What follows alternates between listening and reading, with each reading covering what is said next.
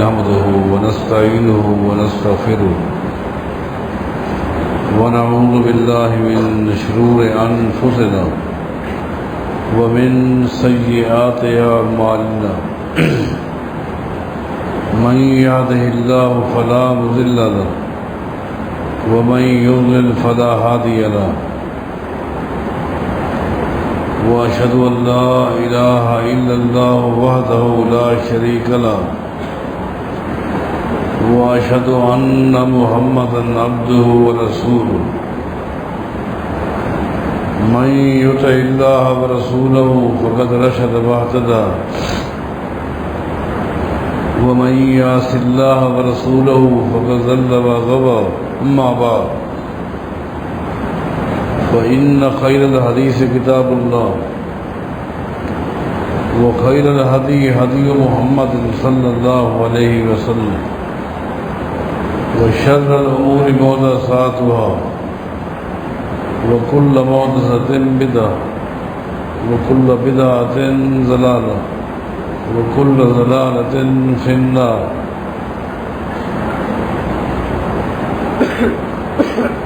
أعوذ بالله من الشيطان الرجيم.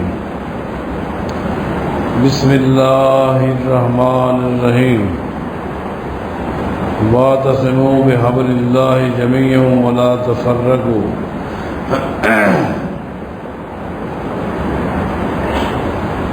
آپ کے علم میں ہے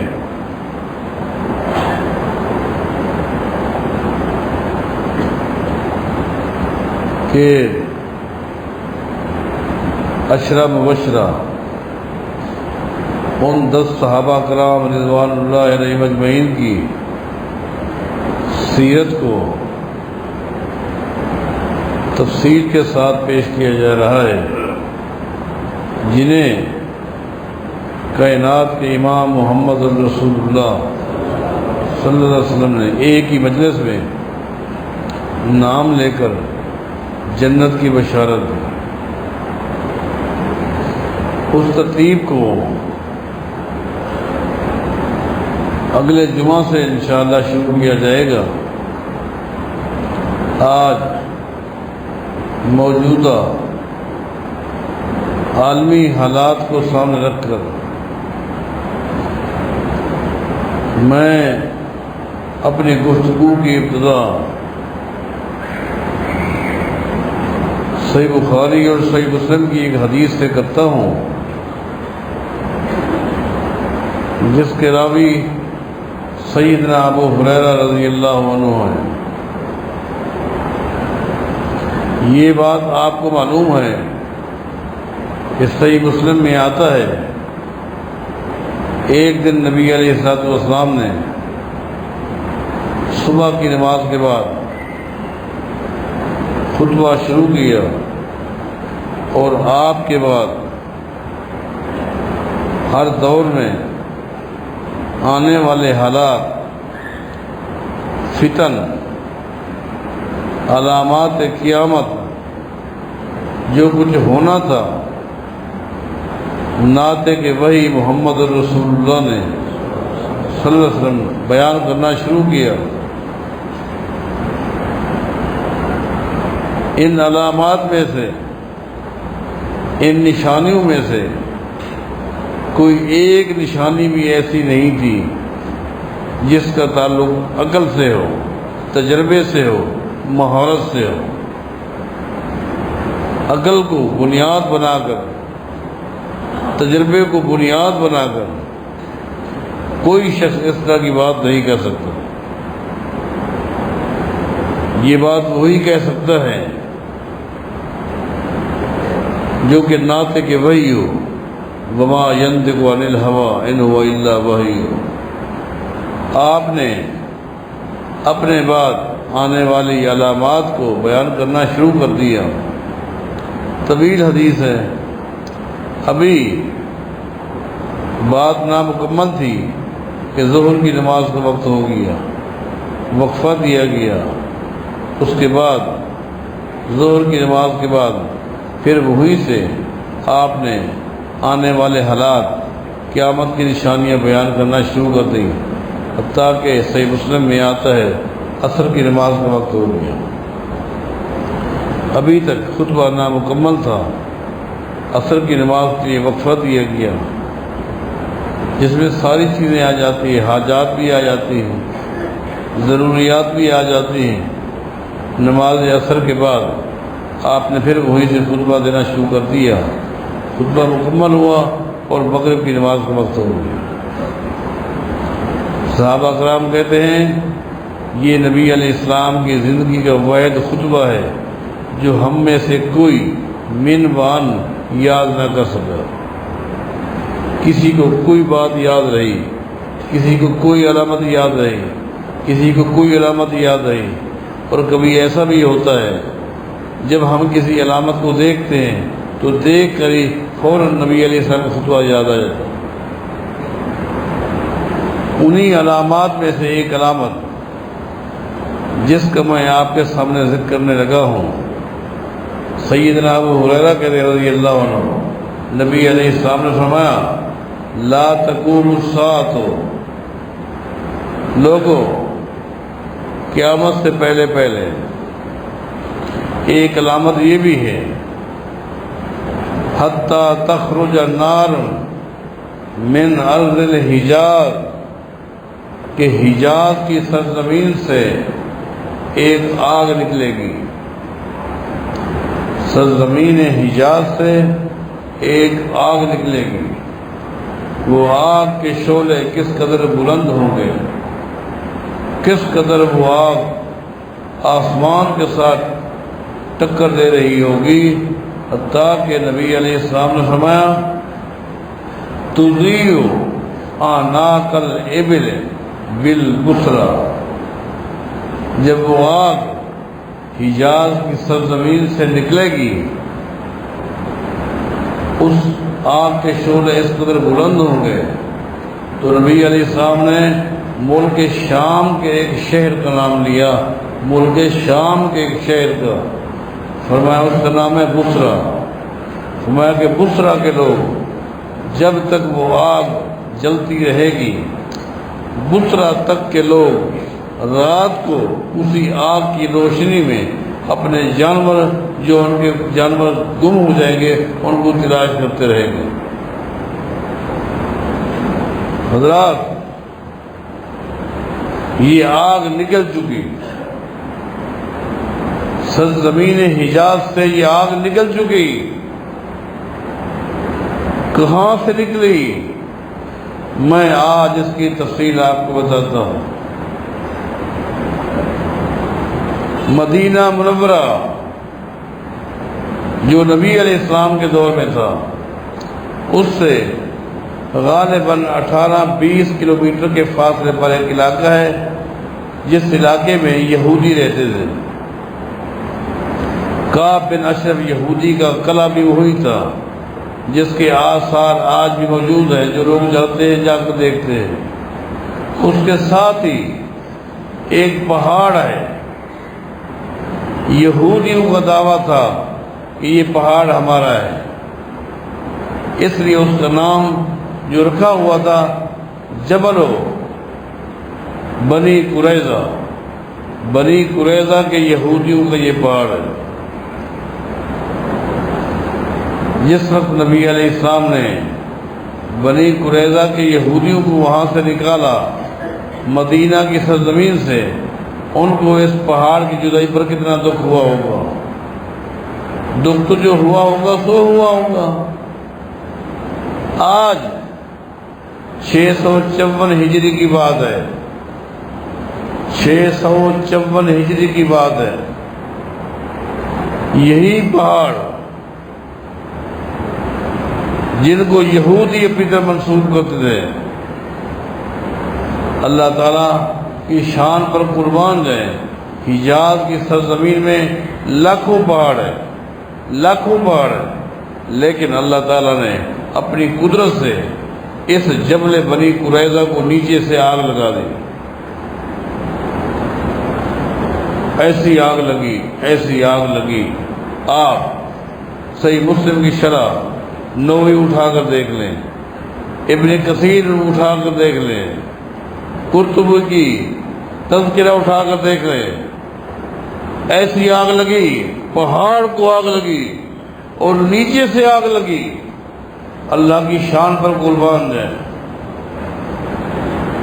ایسی آگ لگی اس کے شعلے آسمان کے ساتھ ٹکر لگا رہے تھے، حتیٰ کہ مکہ کے لوگوں نے اس آگ کی روشنی کو دیکھا۔ اس سے بڑھ کر بصرہ، جس کا نبی علیہ السلام نام لیا تھا، بصرہ کے لوگوں نے کہا یہ آگ حجاز کی سرزمین سے کہاں سے آ رہی ہے، جس کو رات کی روشنی میں ہم اپنے جانور کھولتے بھی اور باندھتے بھی ہیں۔ ملک شام،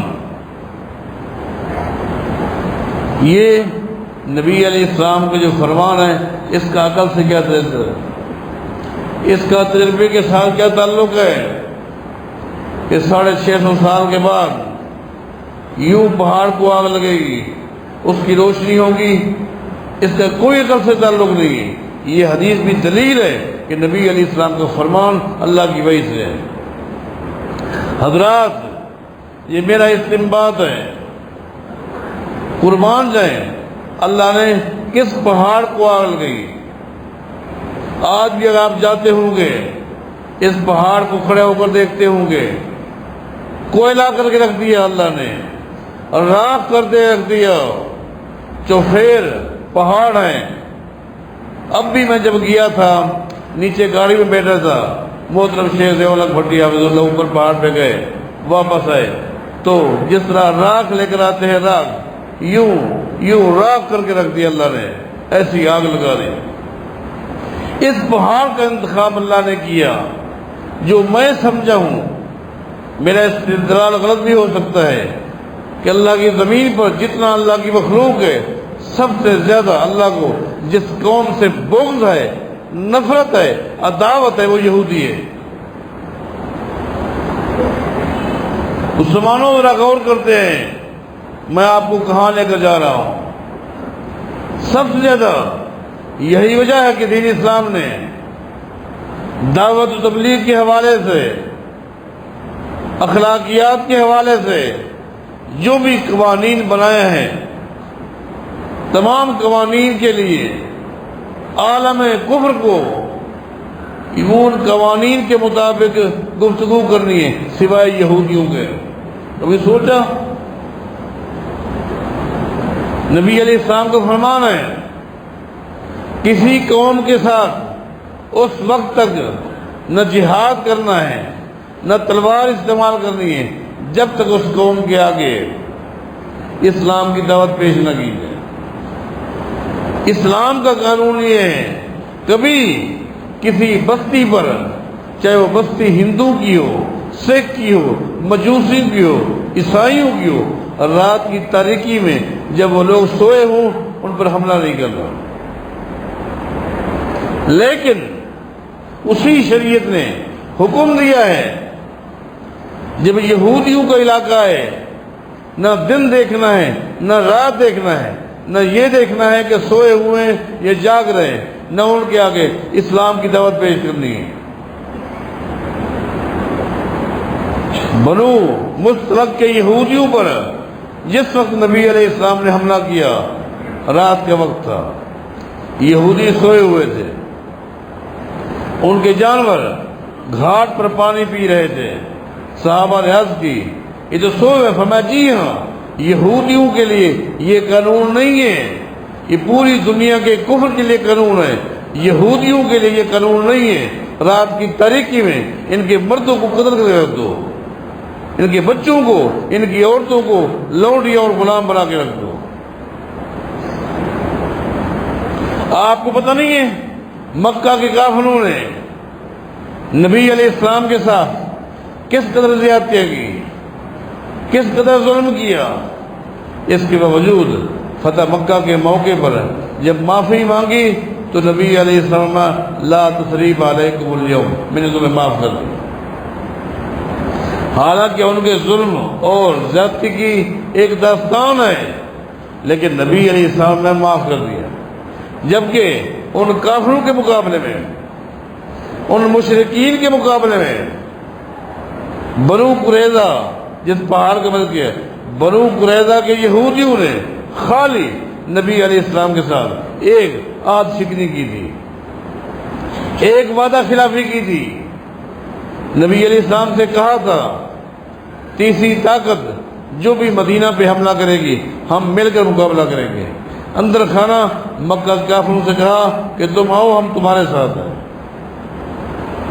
غزوہ احزاب کے بعد نبی علیہ السلام گھر میں، جبریل علیہ السلام آ گئے، اے اللہ کے رسول صلی اللہ علیہ وسلم آپ نے جنگی لباس اتار دیا ہے، جبکہ جو فرشتے آپ کے ساتھ غزوہ خندق میں شریک تھے ابھی تک انہوں نے جنگی لباس پہنا ہوا ہے۔ میں آپ کے پاس اللہ کا حکم لے کر آیا ہوں، اللہ کے فرمان ہے آپ یہودیوں کی بستی میں جائیں، یہ بنو قریظہ کے لوگ جائیں جنہوں نے آپ کے ساتھ غداری کی ہے، ان کے لیے کوئی معافی نہیں ہے، ان کو غداری کی آج شکنی کی سزا دے۔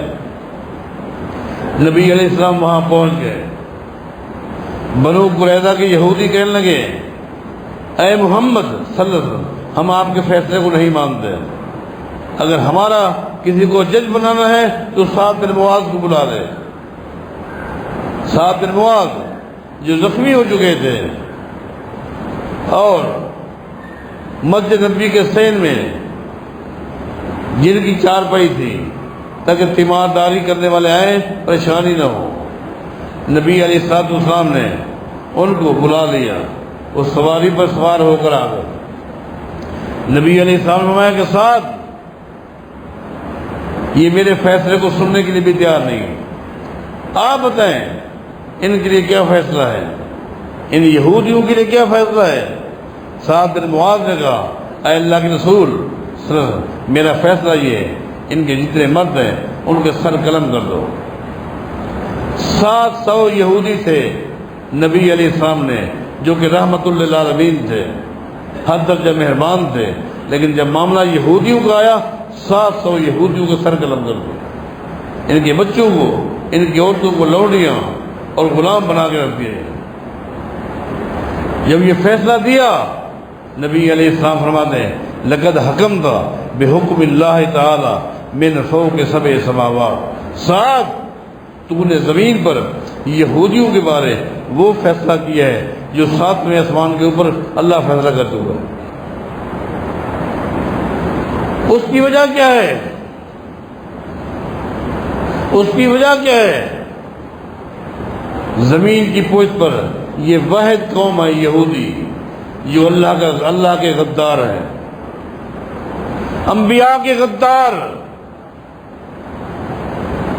زمین پر امن برباد کرنے والے یہودی، معیشت کی ہوس میں، سود جیسی لعنت کی زد میں انسانیت کو دھکیلنے والے یہ یہودی، ہیلا ساز یہودی، بے غیرت بے حیا زمین پر کوئی ہے تو یہودی ہیں۔ ان کے ساتھ نرمی کی کوئی شکل ہو ہی نہیں سکتی۔ کتنے ہی دکھ کی بات ہے، کس قدر افسوس کی بات ہے کہ مسلمانوں کا قبلہ اول لگتا ہے کہ ہم مسلمانوں کو ہمارے قبلہ اول کی شان کا پتہ ہی نہیں ہے۔ آپ کو پتہ ہے بیت المقدس سے پتہ ہے؟ آپ کو پتہ ہے زمین کی پشت پر یہ واحد گھر ہے جس گھر میں آسمانی چاروں کتابوں کی تلاوت ہوئی اور کوئی گھر نہیں۔ تورات کی تلاوت اس گھر میں، زبور کی تلاوت اس گھر میں، انجیل کی تلاوت اس گھر میں، قرآن کریم کی تلاوت اس گھر میں ہوئی۔ آپ کو پتہ نہیں ہے یہ کون سی جگہ ہے؟ مسلمانوں کبھی سوچا یہ وہ جگہ ہے جہاں کائنات کے امام محمد الرسول اللہ صلی اللہ علیہ وسلم کی معراج والی رات اللہ نے تمام انبیاء کو جمع کیا۔ کس طرح جمع کیا اللہ بہتر جانتا ہے۔ تمام انبیاء کا اجتماع زمین کی پشت پر اگر ہوا ہے تو یہی ہوا ہے۔ آپ کو پتہ نہیں یہ کون سی جگہ ہے جس کی عزت کو، جس کے محافظین مظلوم فلسطینیوں کو آج موت کے گھاٹ اتارا جا رہا ہے، جس مسلمانوں کے قبلہ اول کی توہین کی جا رہی ہے۔ آپ کو پتہ ہے یہی وہ قبلہ اول ہے کہ معراج والی رات جب نبی علیہ السلام نے اس گھر میں پاؤں رکھا، جبریل علیہ السلام آپ کے سامنے 2 پیالے لے کر آئے اسی جگہ پر۔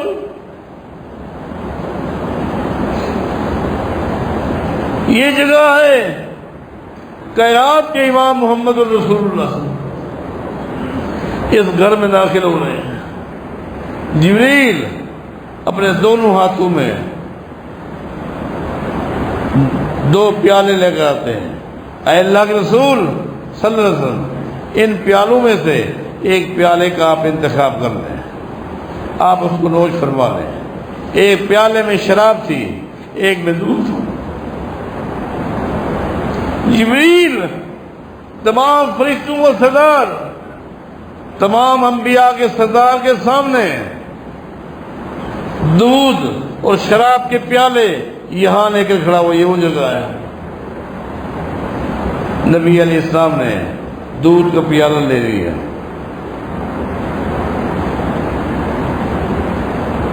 دودھ کا پیالہ لے لیا۔ بعض روایات میں شہد کا بھی ذکر آتا ہے۔ جبریل نے کہا اصبت الفطرہ، آپ نے شراب نہیں لی، اللہ نے جو چیز آپ کے لیے پسند کی تھی اللہ نے اسی کو پسند کیا۔ سبحان الذی اسری بعبدہ لیلا من المسجد الحرام الی المسجد الاقصی الذی بارکنا حولہ۔ آپ کو پتہ ہے اللہ فرماتا ہے بارکنا حولہ، برتوں والی سرزمین، فلسطین کی سرزمین، مسلمانوں یہ سرزمین انبیاء کی سرزمین ہے۔ ذرا سوچے، انبیاء کی سرزمین ہے، انبیاء کے وارث، انبیاء کے نقش قدم میں چلنے والے وہ امت مسلمہ ہے، انبیاء کی سرزمین ہے۔ آج انبیاء کی سرزمین کے ساتھ کیا ہو رہا ہے؟ اس مقدس گھر کی حفاظت کرنے والوں کے ساتھ کیا ہو رہا ہے؟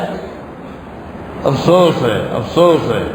آج حالانکہ اس مسئلے میں یہودیوں کے معاملے میں مسلمانوں کی 2 رائے نہیں ہونی چاہیے، 2 رائے ہونی چاہیے، لیکن یورپ کی غلیظ بدبودار گندی سیاست نے آج امت مسلمہ کے حکمرانوں کو مجبور کر دیا ہے کہ وہ ذرا سوچے وہاں سے ہدایات کیا ملتی ہیں۔ یہاں دوسری رائے ہونی چاہیے تھی، مسلمانوں کی دوسری رائے نہیں ہونی چاہیے تھی۔ ایسا کیوں ہے؟ جس کی شان کو اللہ کے قرآن بیان کرے، جس جگہ کی عظمت کو محمد مصطفیٰ بیان کرے، نبی علیہ السلام کو ہمارے لوگوں کبھی بھی اجر و ثواب کی زیادتی کی نیت سے کہ وہاں جائیں گے ثواب زیادہ ملے گا، وہاں نماز پڑھیں گے ثواب زیادہ ملے گا، فرمایا ثواب کی زیادتی کی نیت سے زمین کی پشت پر صرف 3 جگہ ہیں جہاں جا سکتے ہو، صرف 3، چوتھی کوئی جگہ نہیں ہے جہاں ثواب کی زیادتی کی نیت سے جا سکتے ہو۔ ایک مسجد حرام ہے، ایک مسجد نبوی ہے، ایک مسجد اقصی ہے، نبی علیہ السلام کا فرمان۔ اس جگہ کی آج بے حرمتی ہو رہی ہے، وہاں کے باسیوں کے ساتھ یہودی غاصب ہیں، یہودی انبیاء کے غدار ہیں، اس خطے کے ساتھ ان کا کیا تعلق ہے؟ مسلمان حکمرانوں کو سوچنا چاہیے، سوچنا چاہیے ایسا کیوں ہے کہ پہلے ظلم ستم کرایا جاتا ہے، اس کے بعد جب دیکھا جاتا ہے بہت کچھ ہو چکا، مسلمانوں کے ساتھ بہت کچھ ہو چکا، اس کے بعد اعلان آ جاتا ہے، اسرائیل کے وزیر اعظم کو دھمکی دی جاتی ہے، خبردار بعد آ جا، پہلے خود یہ کام کرنا، اس کے بعد پھر دھمکی دلوانا۔ مسلمانوں، کیا تم نہیں سمجھتے؟ تم کہاں ہو؟ تمہاری اسلامی غیرت کہاں گئی؟ تمہاری یہ زمین جو مقدس زمین ہے، برکت والی زمین ہے، شان والی زمین ہے، انبیاء کی سرزمین ہے، آج اس کے ساتھ ظلم ہو رہا ہے، زیادتی ہو رہی ہے، اور ہم ہیں کہ صرف دعاؤں تک محدود ہیں،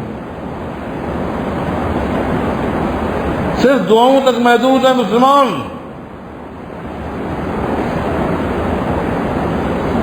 اللہ تعالیٰ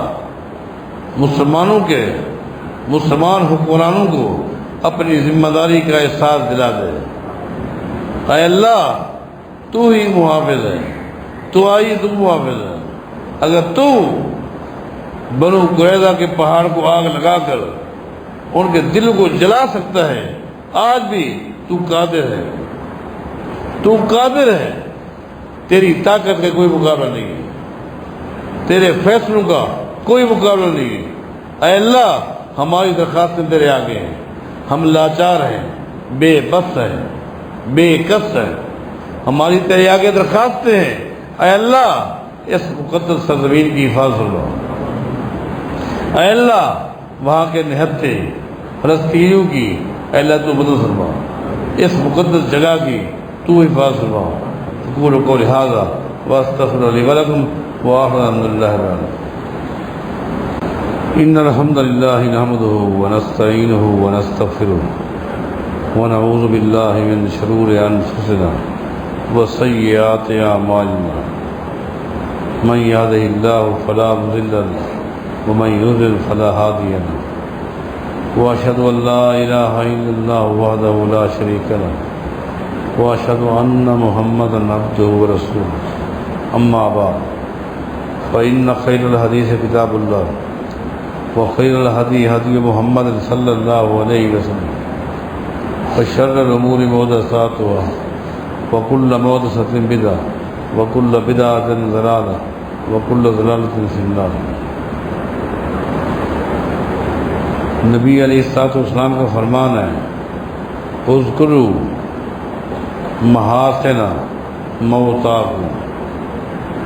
لوگوں، جب تک کوئی دیندار شخص، متقی، پرہیزگار شخص تمہاری صفوں کے اندر موجود ہے، اس کے سامنے اس کے تقوی کو بیان نہ کیا کرو، اس کی دینداری کو بیان نہیں کیا کرو، کہیں ایسا نہ ہو کہ تمہاری یہ تعریف اس کو ریاکار بنا دے، اس کے تقوی کو نقصان پہنچا سکے۔ لیکن نبی علیہ السلام فرماتے ہیں، اذکروا محاسن موتاکم۔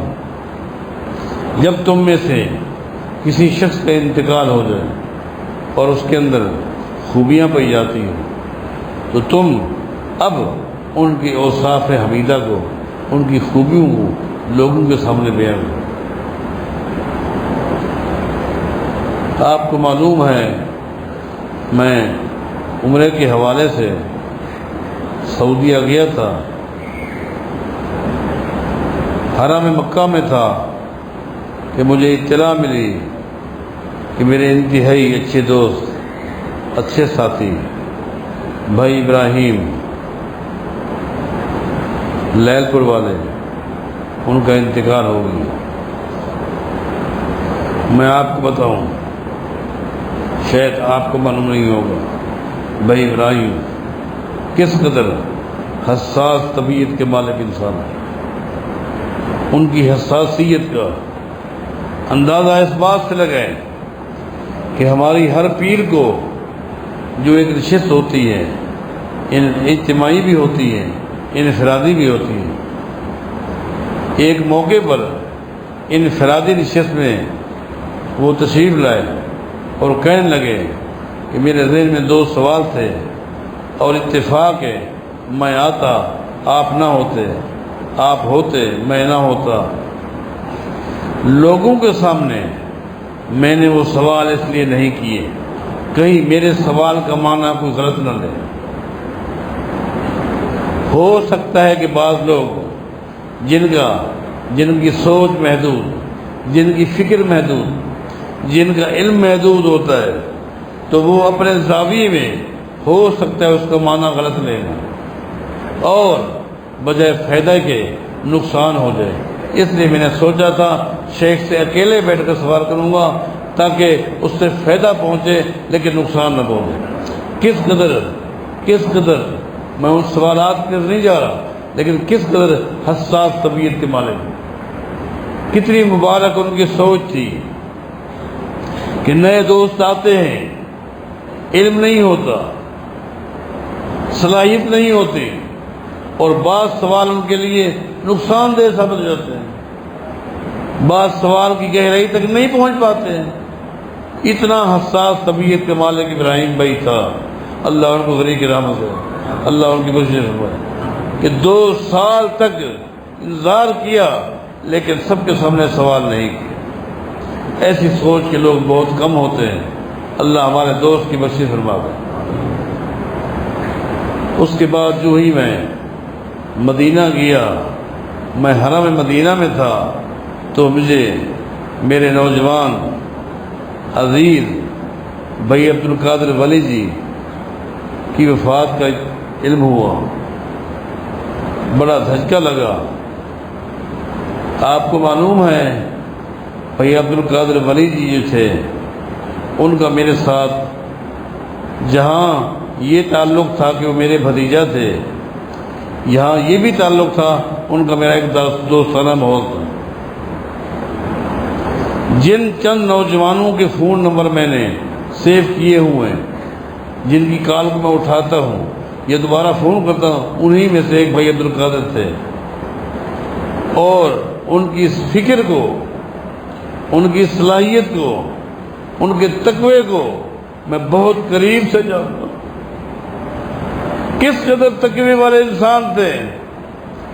حالانکہ آدمی جب بیماری کی زد میں آتا ہے دینداری عموماً کم ہو جاتی ہے، جس طرح کے بھی لوگ مشورے دیتے ہیں کہتے ہیں ٹھیک ہے وہاں لے چلو، ٹھیک ہے وہاں لے چلو، ہو سکتا ہے مجھے صحت مل جائے، چلو لے چلو، لیکن قربان جائیں عبد القادر رحمہ اللہ پر کہ جب ان کو کہا گیا پاکستان کے فلاں شہر میں ایک عالم رہتا ہے جو عامل بھی ہے اور سلفی العقیدہ بھی ہے، اچھی سوچ کا مالک ہے، قرآن و حدیث کے مطابق دم کرتا ہے، خاص طور پر اس طرح کی جو بیماریاں ہیں، لے چلیں، منع کر دی۔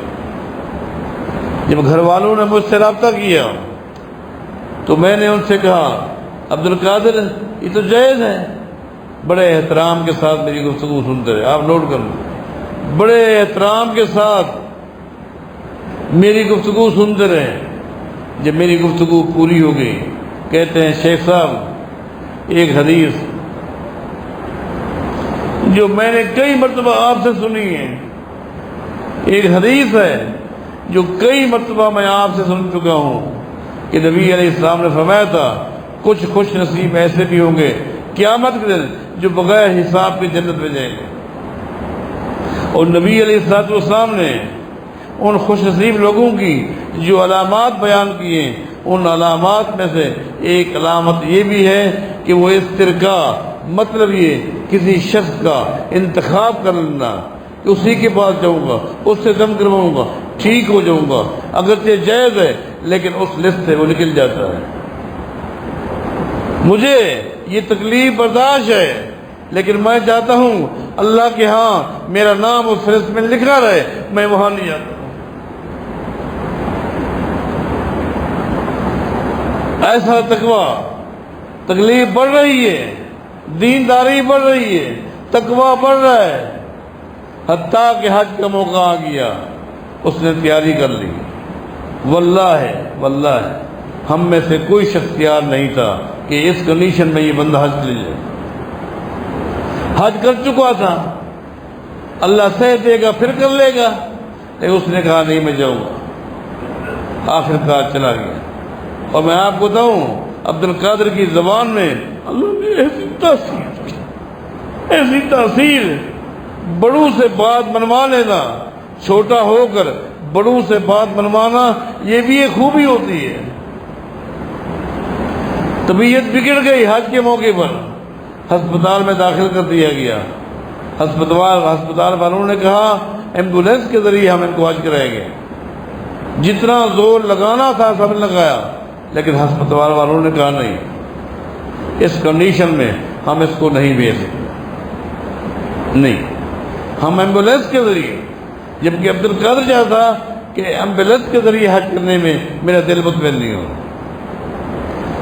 اچانک ساتھیوں نے کیا دیکھا، کس طریقے سے اس نے اسپتال والوں کو موٹیویٹ کیا، قیل کیا، منوایا کہ آخر کار حج کے لیے وہ آ گیا۔ اصل میں اللہ کے علم میں تو تھا نا، اللہ تو عالم الغیب ہے کہ اس بندے کی زندگی کتنی محدود ہے اور اس کی نیکیاں ہو رہی ہیں۔ حتیٰ کہ جب میں نے تیاری کی عمرے کے لیے، ان کا میرے پاس فون آ گیا، شیخ صاحب آپ ہمیشہ میرے ابو کو اپنا چھوٹا بھائی کہتے ہیں، چھوٹا بھائی سمجھتے ہیں، میرے ابو بھی ہمارے گھر کے چھوٹے چھوٹے مسئلے آپ سے شیئر کرتے ہیں۔ میں نے کہا اس میں کوئی شک نہیں، تو شیخ صاحب آپ عمرے پہ جا رہے ہیں، میرے ابو کو کیوں نہیں لیتے، ابو کو ساتھ لے جائیں۔ اس انداز میں اس نے گفتگو کی کہ آخر کار میں نے سر بھی کو فون کیا، میں نے کہا بھائی آپ تیار ہو جائیں۔ یہ تو بعد میں پتہ چلا انہوں نے عمرہ کیا، وہ عمرہ بھی عبد القادر کی طرف سے کیا۔ اللہ تعالیٰ نے اس بندے کو تھوڑے ہی وقت میں اللہ نے اس سے کتنا کام لیا۔ ایک نوجوانوں کی پوری ٹیم، جس ٹیم کی وہ کمان کر رہے تھے کہ جو کچھ اکابرین کے مشورے سے جو بجٹ ان کے پاس ہوتا وہ کس طرح اللہ کے راستے میں خرچ کرنے والے لوگ تھے۔